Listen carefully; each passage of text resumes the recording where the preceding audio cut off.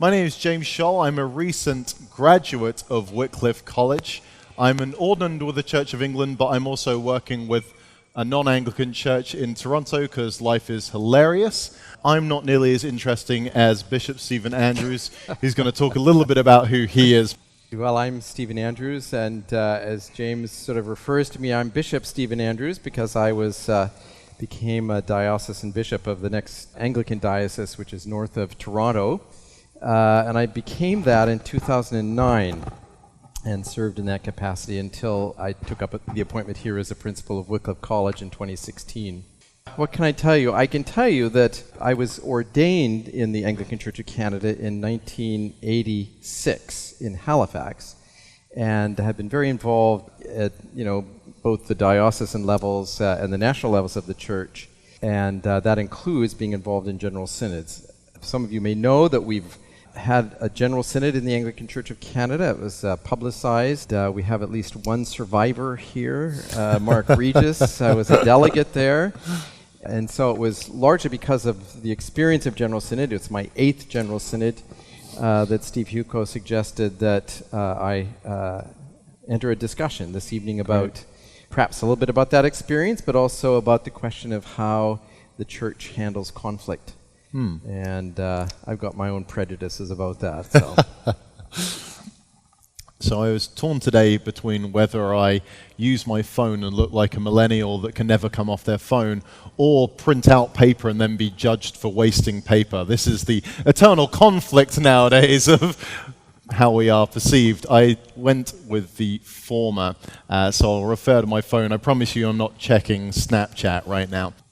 So to start with, we are living in a world that is incredibly divided. If we look at our neighbors to the south, we see that Democrat-Republican divide really schisming the country. England, where I'm from, is in the throes of more division than I think it has ever been, certainly in my lifetime, and probably throughout its very long history over this Brexit negotiations, if we can call it that.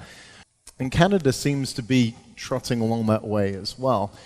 But I wonder, do you think, when we look at the world and how divided it is, do you think theological differences and theological divisions, do you think they're different, or do you think one is following the other?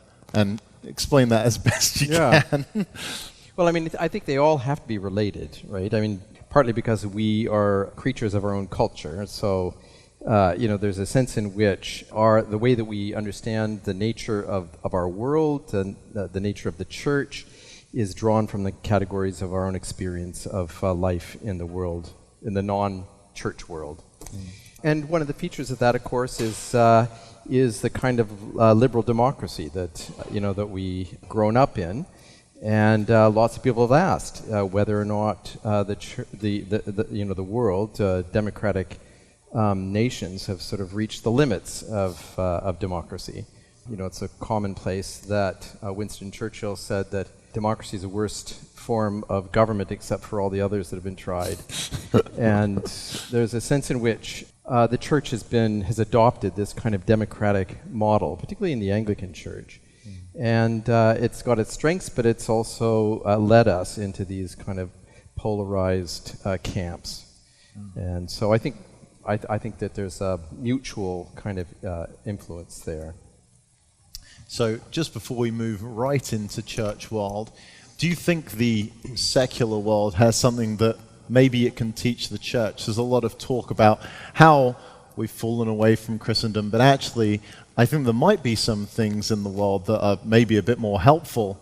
Do you think that maybe the church can be humble and say, actually, you guys have something to teach us, or do we actually have all the answers? Yeah, that's a good question. I've loaded that quite a lot. But well, and it's interesting that you ask what the world can teach us that's helpful, because I would have said that there's a lot that the world can teach us that's unhelpful too, and teach us about ourselves that's unhelpful. So this is one of the reasons why, particularly you as an aspiring preacher, I would encourage you and other young preachers to read widely in secular literature, novels and such, because one does gain insight into this human psyche, the human soul, and what makes people tick, and we sort of come to realize things about ourselves often that we don't, because we live in a we can live in a fairly insulated world in the life of the church, right?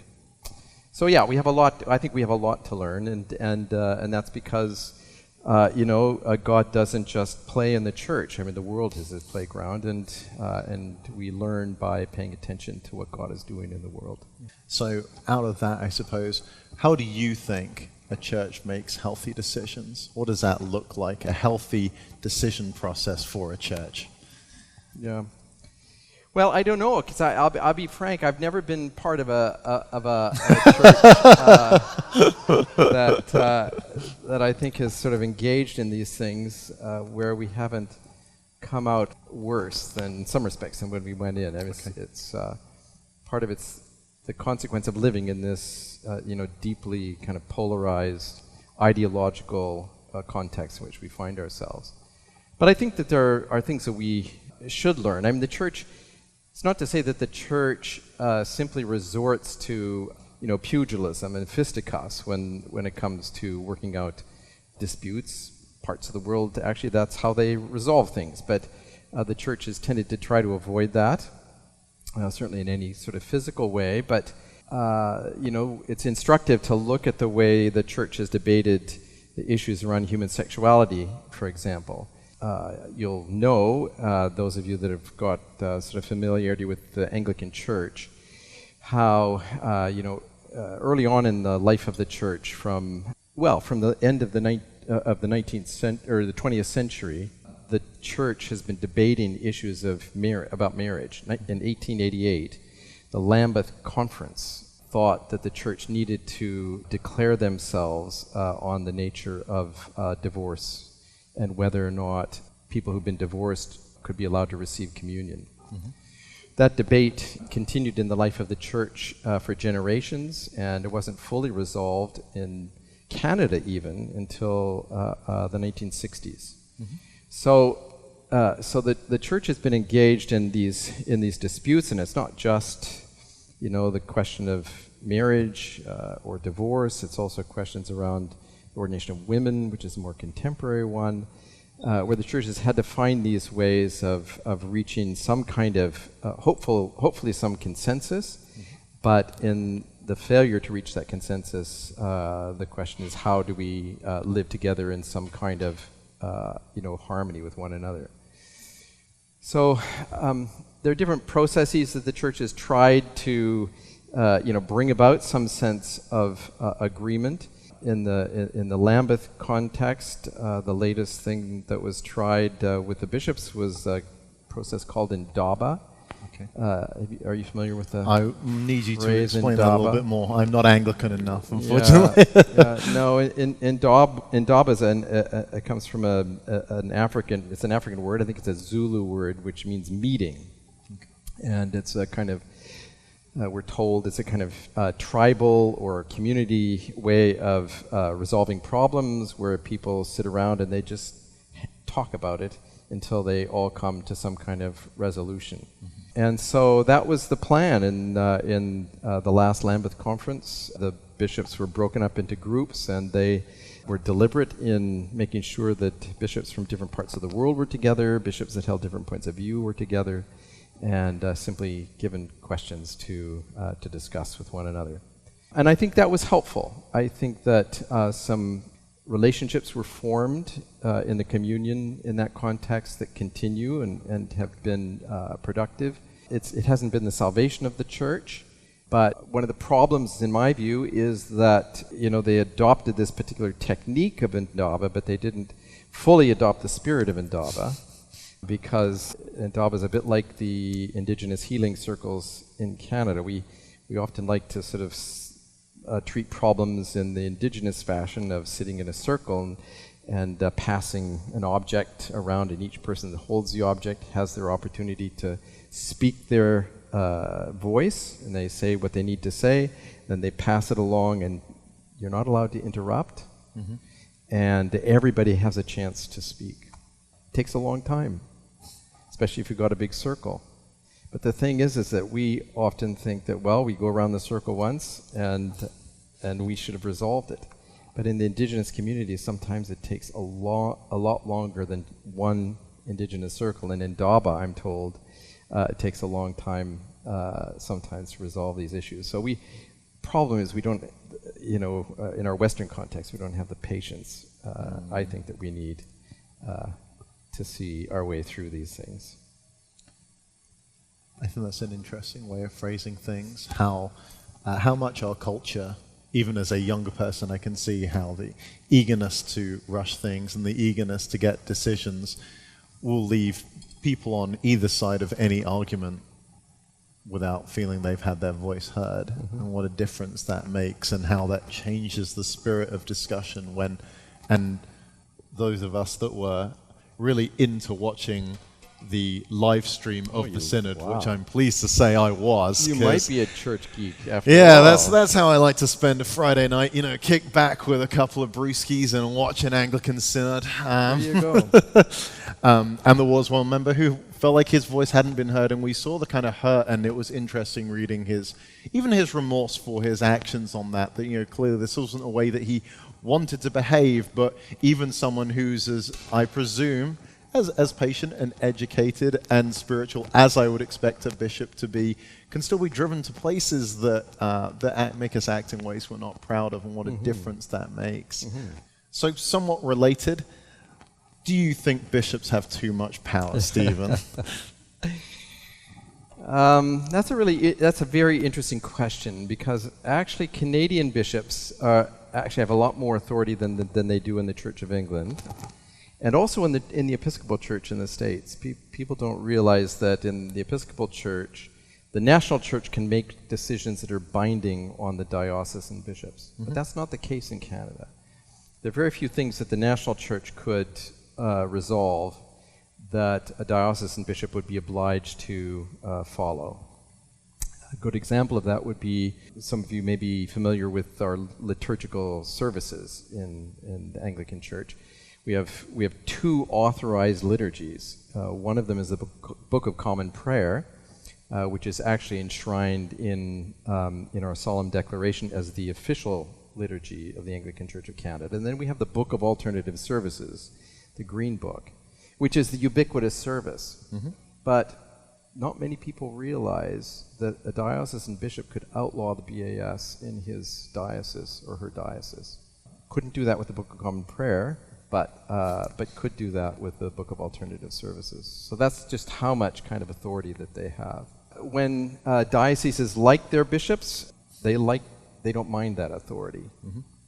My very first synod, actually, as a diocesan bishop, we had a controversy on the floor of synod. The diocese passed a resolution authorizing parishes to apply to what's called the Trillium Foundation, or the Trillium Fund of the province of Ontario, for things like they want to get an elevator, accessibility, that kind of thing. Now, the problem with that, in my view, was that all the funding for the Trillium Fund came from gambling, the Ontario Lottery and Gaming Corporation. So they, in their holy greed, let's call it, in their well-meaning greed, endorsed this resolution. But at the very end of synod, I have to give my assent to all the resolutions, and I said I give my assent to all the resolutions except for one, and that was the one that I didn't allow. Well, fortunately, there had been enough goodwill expressed in the course of our synod that they let their bishop sort of get away with that. So a lot depends on the nature of the relationship of the bishop with the diocese and with the church. Now, in the case of what happened 2 weeks ago in Vancouver, there was a tremendous reaction to the role of the bishops. Those of you that haven't followed this discussion, we debated a motion to change our marriage canon to allow for the marriage of same-sex couples. And it's a high standard to pass a resolution like that for two reasons. One, because it involves the change of our church regulations, what we call our canons. And the second is because it actually signals a change in our doctrine of marriage.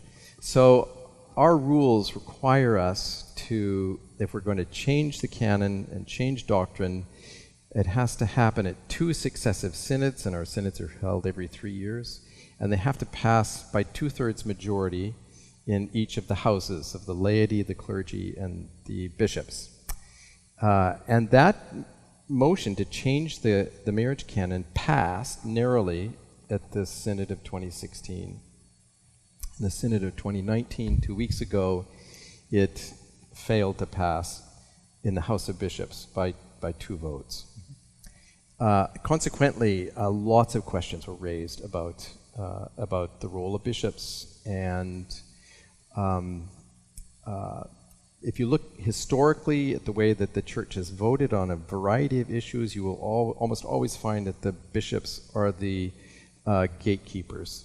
They're the last ones to come on side. So the questions I mentioned earlier about marriage and divorce and the ability for the so-called innocent party in a divorce to receive communion, bishops were the most reluctant of the groups to come along with those change in policies. So the bishops were acting in a way that one could have predicted that they act, and one has to ask the question, how did they get to become bishops? And the answer is that they were elected to those positions by the members of their diocese. And they were elected presumably because they felt that that individual had particular kinds of charisms, that they'd proved themselves as productive and loyal members of the Church. And so consequently, and bishops take vows about the nature of their spiritual leadership in the diocese that the diocese concurs with. So I think it's just a momentary reaction when people say that bishops have too much authority in the Church. I think that, if you give them time and look at the nature of episcopal leadership, I think that they might not think that they have too much authority. It's just when decisions don't go the way that they want them to go.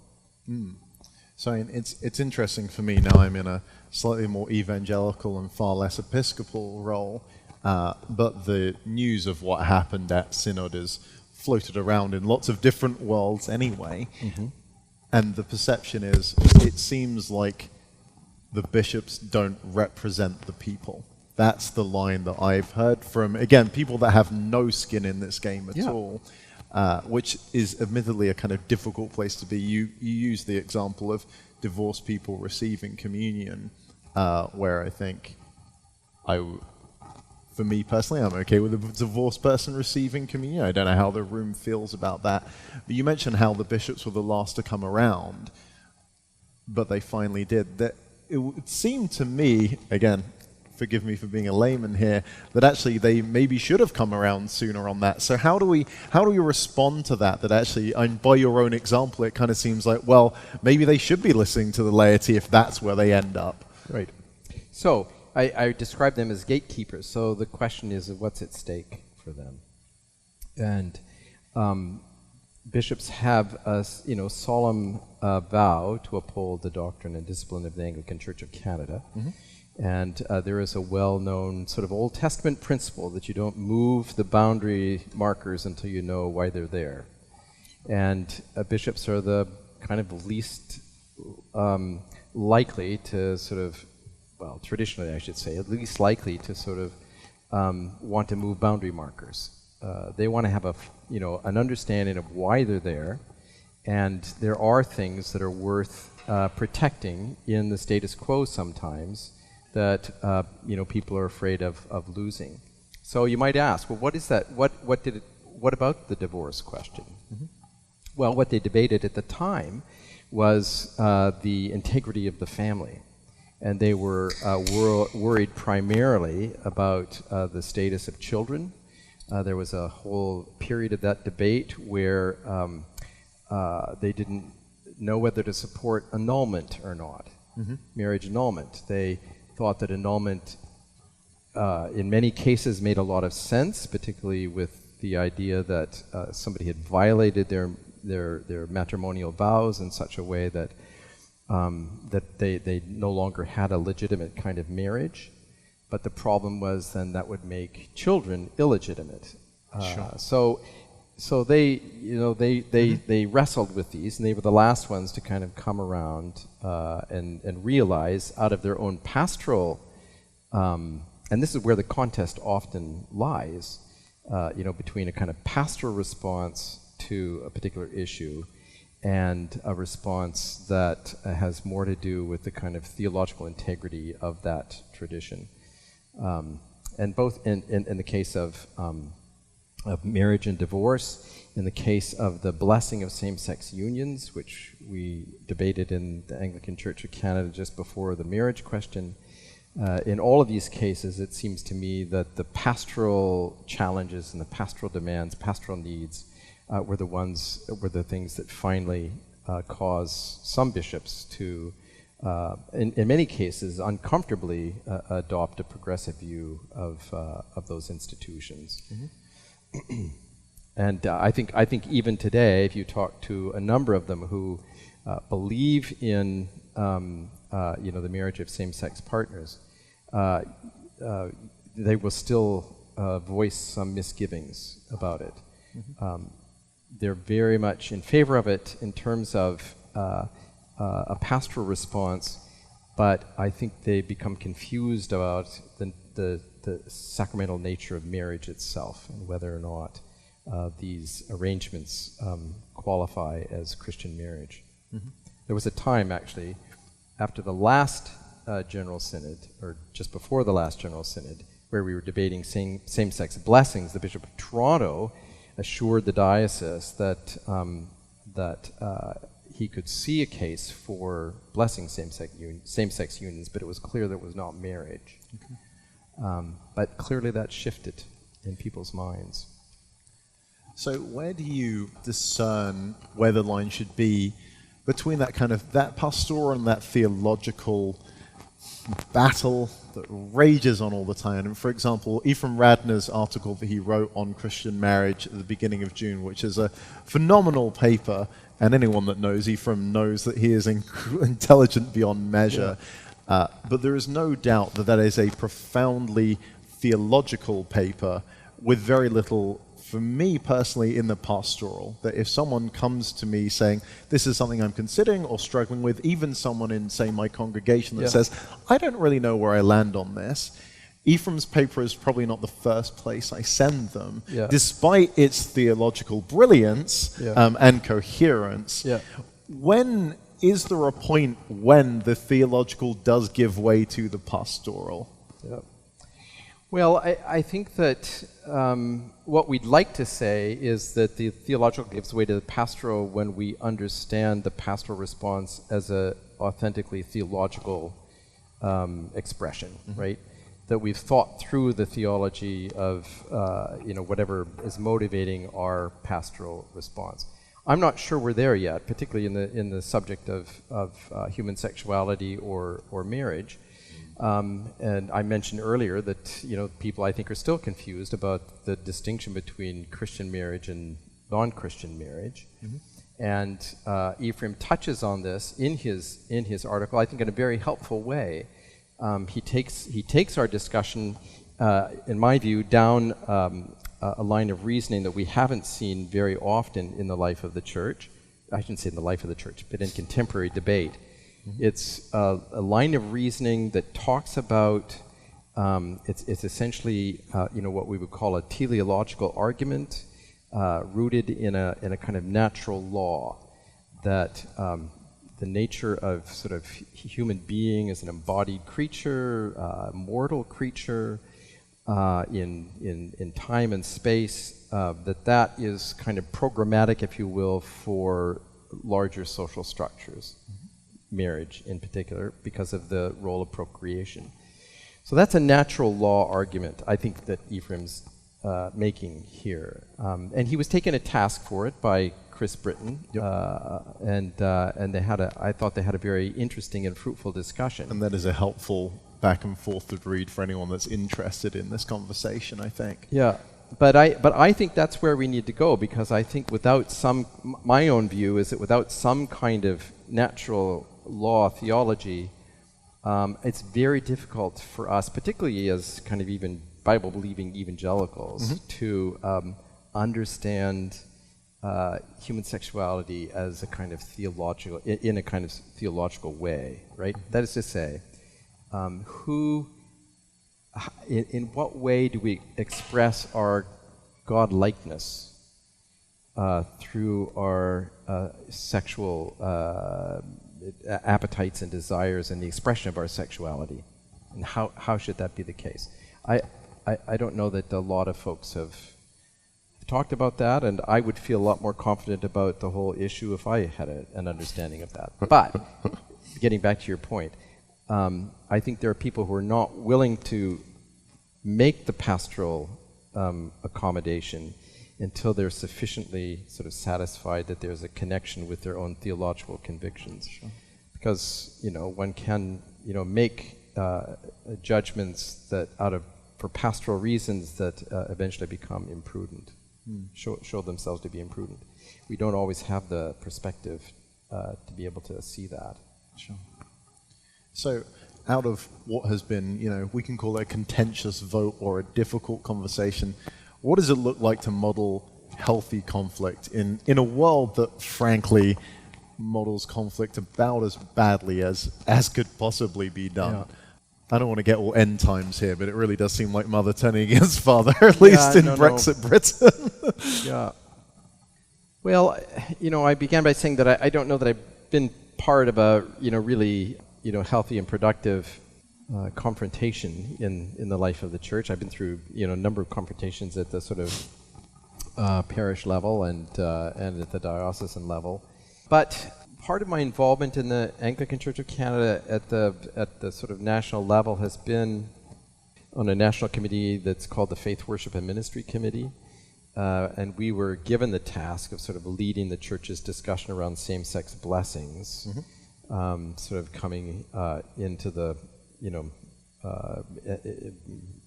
into the middle of the 2000s, and then it shifted to the question of marriage.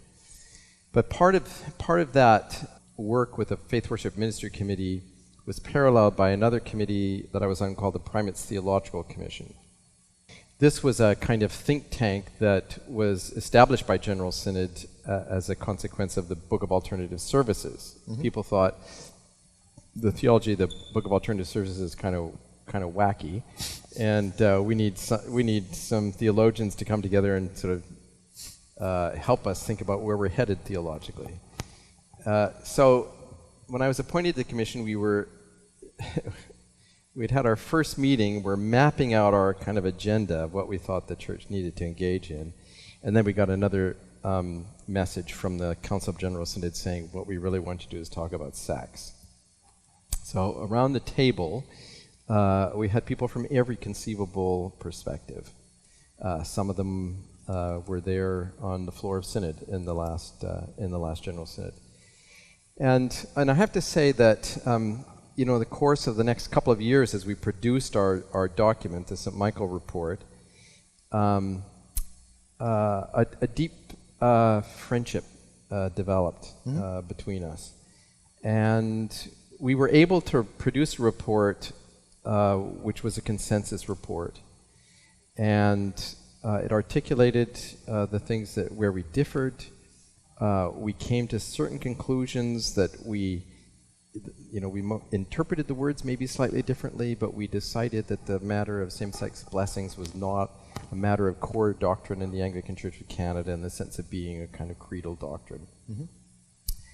And I think we all grew in our understanding and respect for one another and of a variety of opinions in the life of the church. It took us a lot of work to do that. We had to do a lot of very careful listening, a lot of careful repeating back to one another what we thought the other person was saying. There were some confrontational moments there, but in the end, I think we found ourselves sort of enriched, certainly in terms of our understanding of the nature of human sexuality, but also about the nature of the church and the kind of diversity that lives in the church, and what it is that has the capacity for keeping us together. Sure. So, if more people could do that, I think we would be further ahead. I don't think we would have this. Wouldn't have this problem solved, but I think we'd be a lot further ahead than where we are now. Sure. We'd have more patience for one another. I think you're right. One final question to bring it a little bit more closer to home for you and for me, I think. One of the wonderful things about watching Synod on that crazy Friday night was seeing the number of voices that were there, from all sides of the conversation, and making sure that all those voices were heard.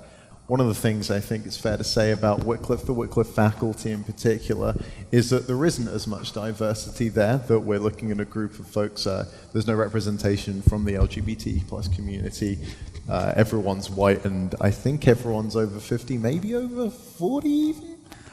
So what does it look like for you as principal, as a college, to make sure different voices are heard and a part of that conversation? Or maybe they're not important. I'll let you answer that how you like. That's a good question. I mean, it does indicate, that many people think that, that the church is called to be a garden, where 1,000 flowers bloom. Mm-hmm.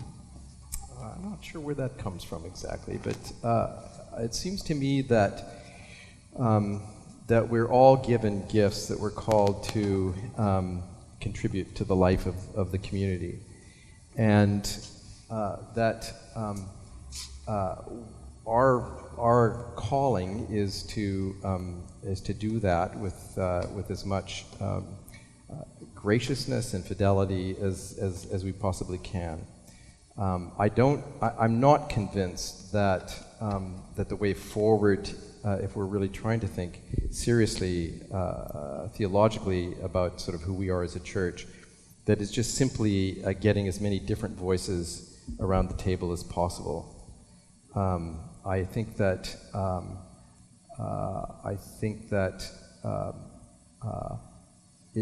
variety is God's creation, and I don't deny that.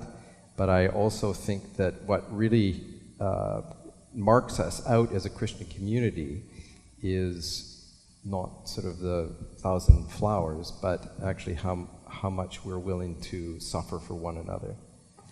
I think suffering is actually the mark of the church. I don't think diversity is the mark of the church. So I would want to take the question of Wycliffe's role in that in slightly a different way, right? How are you willing to suffer then? We can phrase it that way. Yeah. Well, I think that it's incumbent upon us, as professors and as a theological college, to attend to the cries of the world, and attend to the cries of our brothers and sisters, and to meet them in their need to the point of our own self-giving. And as I said, I don't think that just happens around a table. It doesn't happen in General Synod, but it happens in sort of living with one another, mm-hmm. and that we have to be true to the convictions that we believe God has called us to live into. And in our case, in the particular points of view that we represent, as believing in particular Anglican tradition or particular liturgical traditions, or adopting particular views of marriage, for example, I think the church is actually strengthened by our ability to articulate and defend those views to the best of our abilities. So that's not to say I want to silence any views, and as you know, we do have gay and lesbian community here in the mm-hmm. college and in our classes. Yep. Professor Radner teaches, I think, the only course on human sexuality at the Toronto School of Theology. As far as I'm aware. And it's always got people from a variety of points of view in it. I'm not saying we're doing as well as we should do there, but but I do want us to stay true to our convictions in this, and to grow deeper in them. Yeah. Yeah. Thank you. Yeah. We probably have enough time for everyone to ask a question if they like. I have two questions, but I'll ask one, and then if I remember, I'll ask the other one later. Almost kind of the arc that you're drawing is that inevitably the church, or at least the Anglican Church, follows along with the mores of society. Eventually comes around.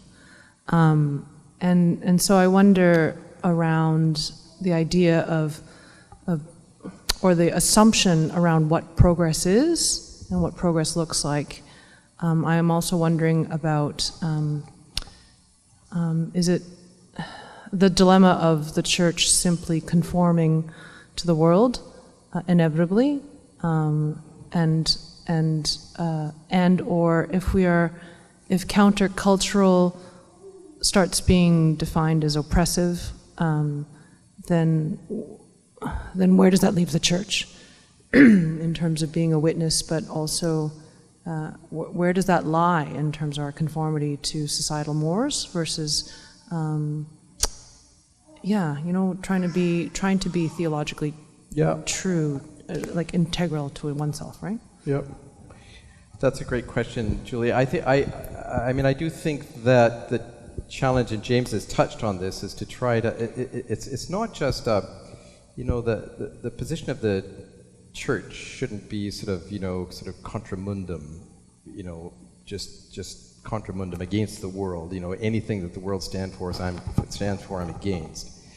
But it has to understand human nature and how human nature, in a variety of expressions, sort of in a contemporary world and in history, has compromised God's design for humanity and God's design for human community, and that has a variety of expressions. And so rather than sort of being against a world where there are no bike lanes, for example, it might actually be more helpful for us to understand what are the human dynamics that lead to a kind of situation where, human beings are driven to the kind of use of the environment that we have, the exploitation of the environment, and to recognize our own complicity in that as well. So I think there are ways of confronting the ways of the world that are more kind of fundamental than doing battle with these expressions. Really, in the end, they're superficial expressions of what's a deeper problem of the human heart. I think that we need two things here. We need perspective, and we need humility. We need perspective because we don't know what the next generation is going to make of us, but I can pretty well guarantee that they're going to look at us and say, what did they think they were doing? Why do I say that? Because that's what we do about our parents' generation and the generations before us. We try and navigate by our own lights, but our own lights are limited and by a variety of things, and we just need the humility to admit that. Right now, the church is in contortions over questions of marriage. But, in earlier periods, it was bent about what you should wear to church if you were a priest on Sunday. Fortunately, they've changed their minds on that, and I can wear a T-shirt. Well, you should know that there is a bishop who went to the stake so that you could do that, right? So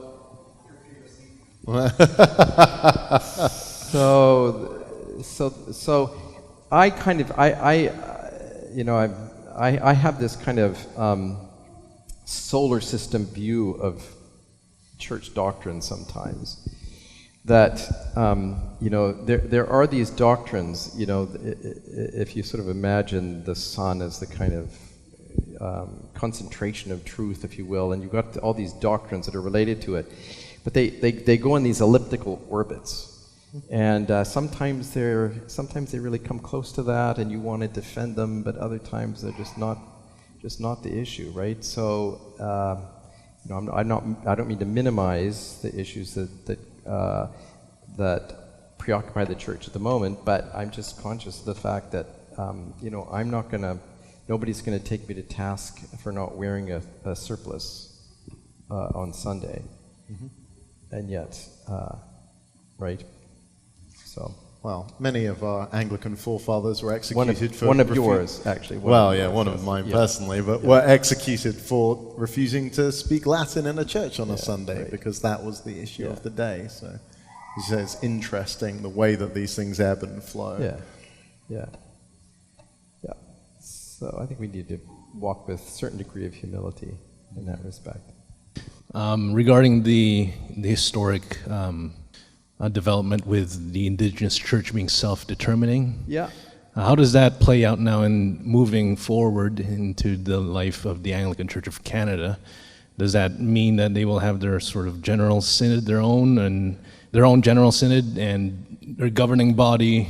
How are they related? I just wonder about and curious how that will work out in terms of our relationship governmentally and ecclesiologically with the indigenous church? Yeah, that's a great question, Orban, and it's still in process, right?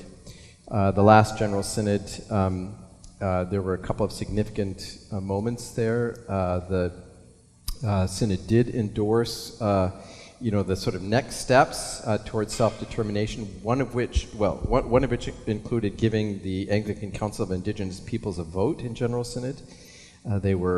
Before this, they were invited for the most part as spectators. And then the second is that they were given the privilege of ordering their own affairs without having to get the approval of General Synod. I don't know the limits to those affairs. I mean, presumably there are some things that they couldn't do without the approval of General Synod, but I think that has yet to be tested. The National Indigenous Anglican Bishop, for example, was formally declared an archbishop and occupies the same sort of level of access to the highest bodies of the church that the other metropolitans in the church have, and is regarded now as an archbishop. But at the same time, I think technically he still reports to the primate. So I'm just not sure how that's all going to get sort of sorted out. The other really important question that people continually ask is self-determination is one question, but self-sufficiency is another question. And how is the Indigenous Church going to move forward on the sort of self-sufficiency side of things? Now, it's true that 95% of Indigenous priests are non-stipendiaries, so their kind of financial needs are very different from the church in the South.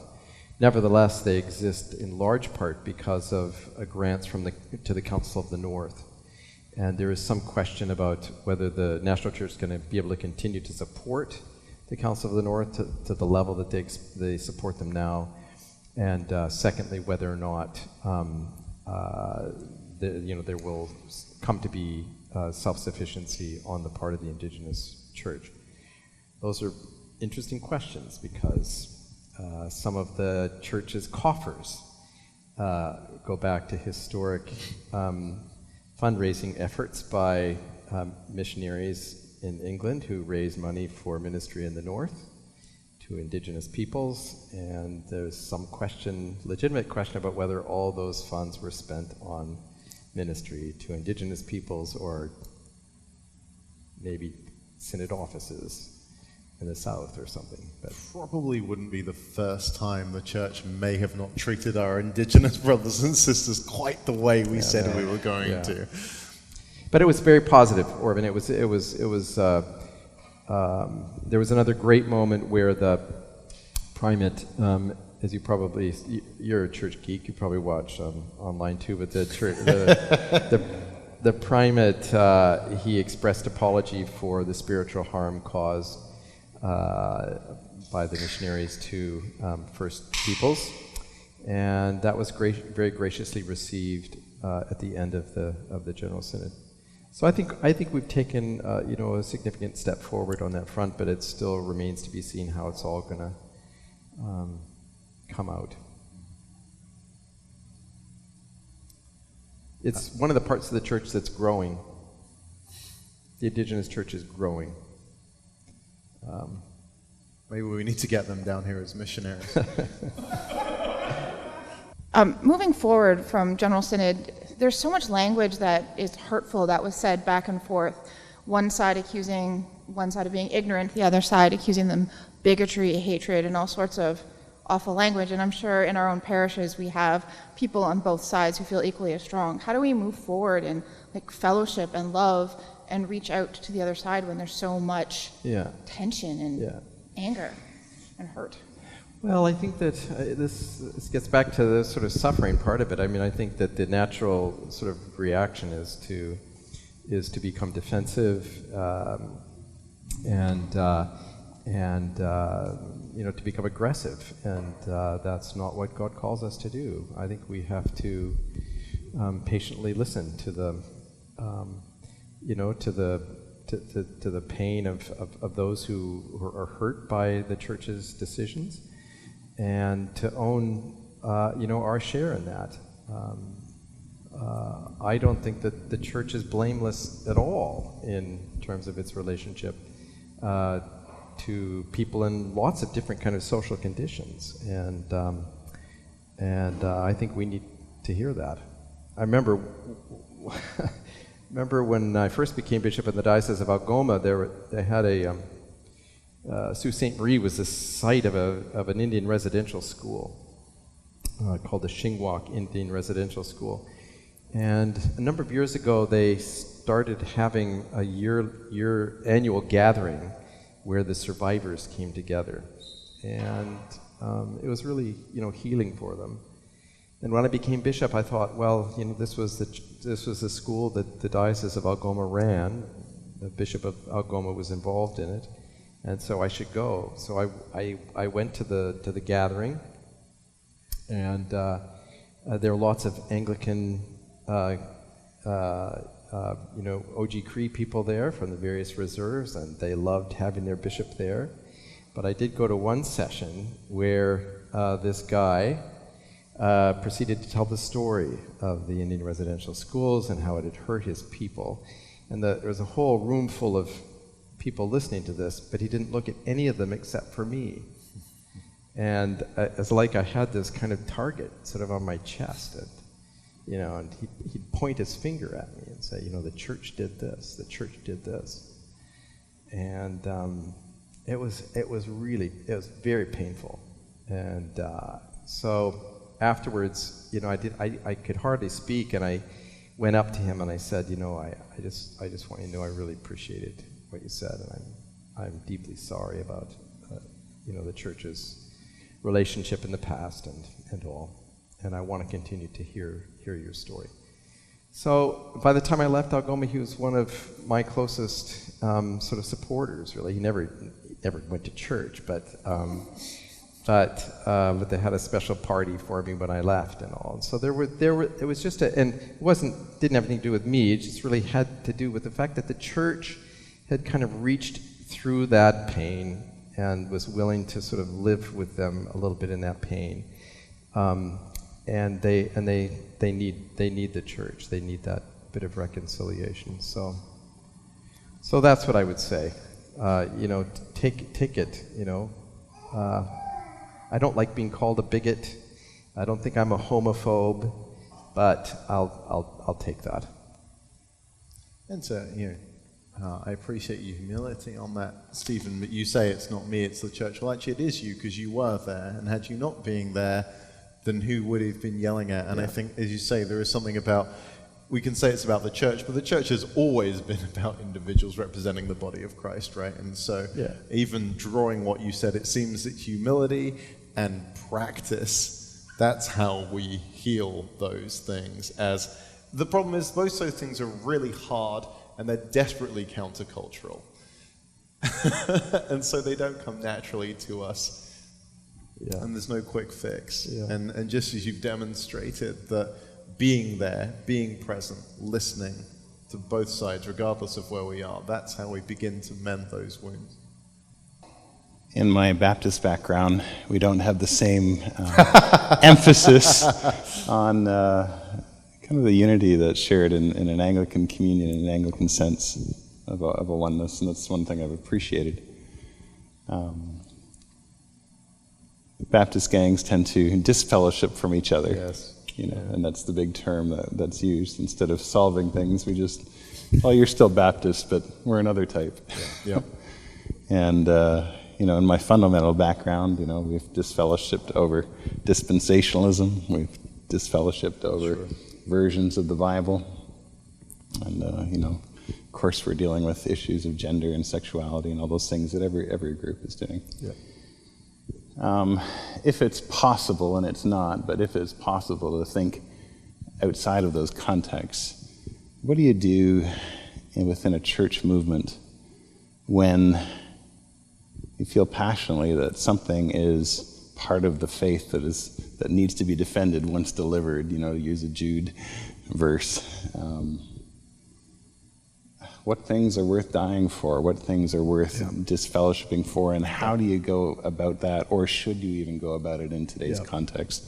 I know it's a lot of things together, but in my circles, those are the questions that are being asked. Yeah, no. And we've asked those questions in the Anglican Church as well. And there are those, you may know that in the mid-2000s, the Anglican Church of Canada suffered a fairly significant division where people who, on this issue of human sexuality, where they felt that the church had gone too far and that it compromised the gospel.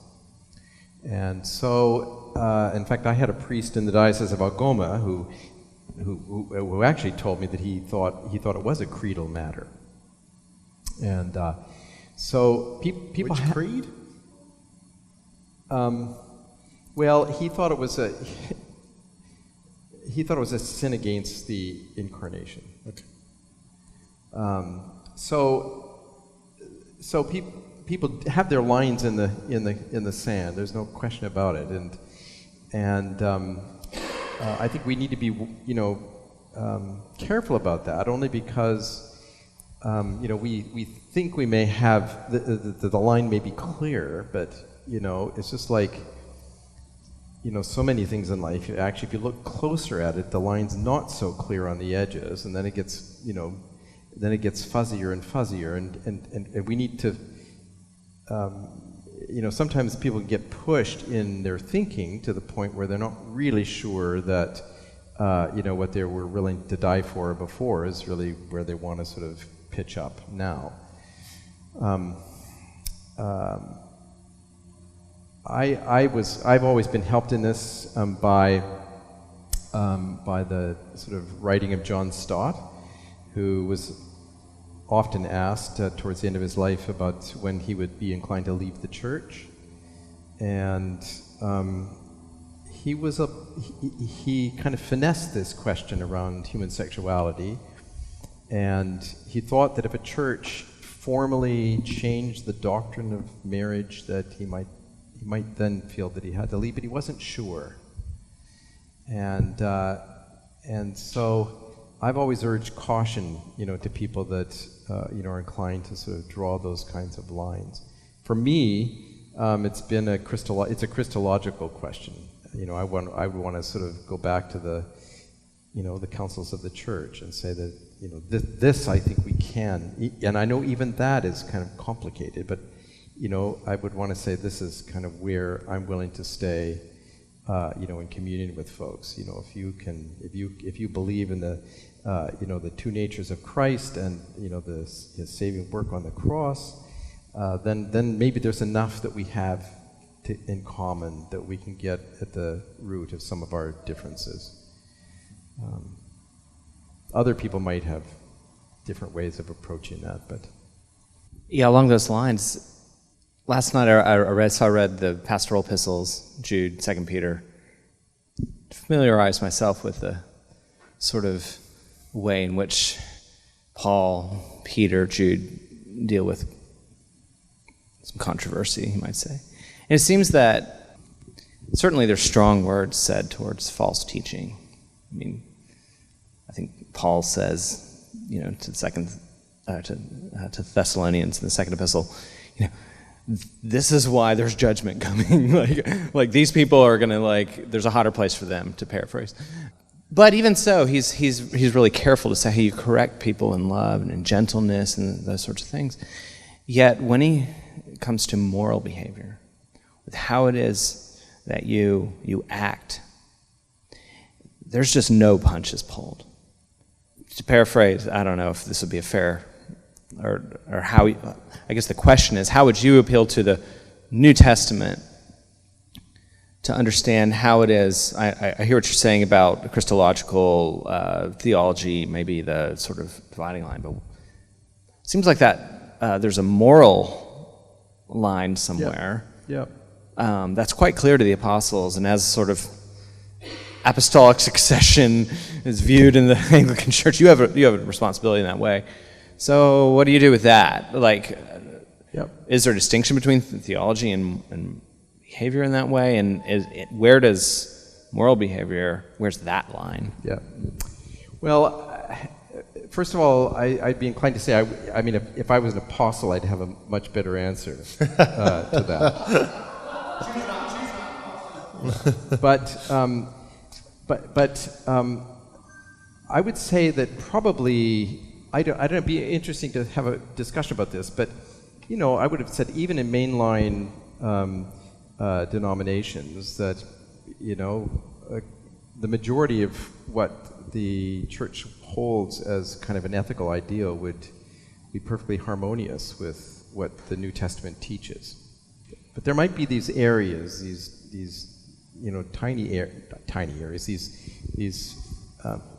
these areas that aren't mentioned, a lot, where some people think that what's being called out as questionable ethical behavior doesn't resonate with kind of where we are as a culture today. You're familiar with all these arguments, I know. There's nothing new there.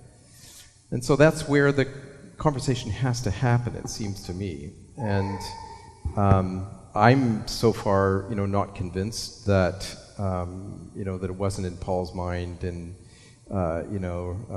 Romans, that what he regarded as of inappropriate sexual behavior didn't comprehend, all manner of sexual relationships that we see today and we seem to be willing to accommodate. But that can be a very nuanced argument, and it's not kind of straightforward, in the same way that incest is, which is called out, or murder is, which is called out, and let's not go down the road of capital punishment, but gossip is as well in Romans. Well, and there are, sure, and I think the majority of the church would say, slander that's not good. You shouldn't slander.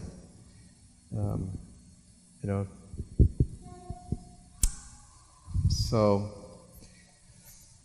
I think we do have to be true to our convictions, about, I wouldn't use the term calling out the church, but holding up before the church a particular view of some of these ethical questions, and saying that we need to, I can't go along with you there. We need to think about this. My diocese wanted to spend money that was made off of gambling, right? And let's talk about that. But I'm gonna bring this to a close. Are you? Any closing comments from you, Stephen? Yeah. I just wanted to tell you my little prejudices. Can I tell you? Excellent, yeah. I just have a few. How long are you going to take? I just have a few that... Just a few prejudices. Yeah, that I haven't mentioned. Okay, a couple of minutes worth of prejudices. So I would just say, first thing I would say is we have not done a good job of catechesis in the church. Mm-hmm. And so this is a challenge that should be facing the church. After a debate like we've had at General Synod, it's still, it's a complicated issue in a variety of dimensions, and the idea that sort of high school students, are weighing in on some of these debates in the way that they do. I find that problematic. So I think we need to do a better job of teaching in the church. I think we need to be willing to embrace what we don't understand. I know that I've used this example before. I remember when our older daughter was born, and soon after she was born, we had to take her in for her needle. And of course, the doctor comes in, or the nurse comes in, jabs the needle in, kid screams, and you can't enter their world and say, look, this is good for you. You have to do this, right? They don't have the capacity to understand why that pain is essential to their well-being and their flourishing. And sometimes with the design of God, I think sometimes we just have to say, God, I don't understand why it's this way. But and I'd love to understand, but I'm not going to make my acceptance of it conditional on my ability to understand it. And for the time being, I'm going simply to accept it. And I think there are lots of areas where the church would be further along if they adopted that posture. The other thing I want to say is that we do get it wrong in synods. We haven't got to the question of how the Holy Spirit works in these kinds of gatherings, and I do want to say that I think everybody who's interested in these questions should read Ephraim Radner's work, Brutal Unity, which is a whole discussion of conflict in the church and how the church tries to find a consensus. And it's a brilliant piece of work. It's why I now think in terms of the quest for unity in terms of personal suffering for the other. But it's also a cry from his own heart. Each section is concluded with a kind of Bible study, and it's very moving in parts. But the church does sometimes get it wrong, and I often remind myself when we're debating Canon 21, which is the canon on marriage, that there's a parallel in the Anglican Articles of Religion, Article 21, which says that councils may err, and sometimes have erred, even in the things pertaining unto God. And so I think that the acts of synod are always provisional, and that they are a step in the best sense. They're a step in a discernment of God's unfolding purposes for us. Thank you, Stephen.